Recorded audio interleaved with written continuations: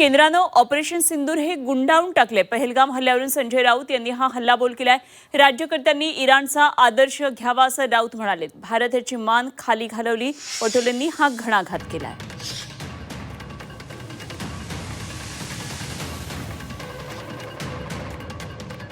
आमच्या राज्यकर्त्याने इराणचा आदर्श नक्कीच घ्यायला पाहिजे। कसं लढावं, स्वाभिमान आणि राष्ट्राभिमान यासाठी कसं लढावं शेवटपर्यंत अमेरिका आणि इस्रायलसारख्या महासत्तेशी देशासाठी आम्ही ऑपरेशन सिंदूरच्या नावाखाली राजकारण सुरू केलं आणि प्रेसिडेंट ट्रम्पचा फोन येताच आम्ही दहशतवादाविरुद्धची ही लढाई आम्ही गुंडाळून ठेवली।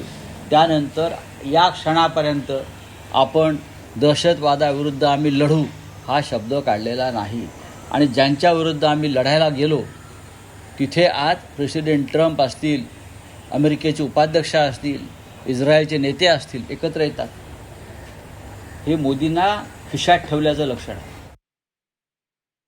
आज जागतिक पातळीवर असं पाहिलं चित्र की इराण, इस्रायल आणि अमेरिकेच्या युद्धामध्ये ज्या देशाला काँग्रेसच्या काळामध्ये पाकिस्तानला आतंकवादी राष्ट्र म्हणून घोषित केलं होतं, ते आता पाकिस्तान या युद्धामध्ये समझोत्याची भूमिका करून शांतीदूत म्हणून पुढे चाललेले आहेत आणि आपले स्वयंभू विश्वगुरु ओलीजी आणि महिलांचा अपमान करताना आपण निवडणुकीच्या प्रचारात पाहतोय।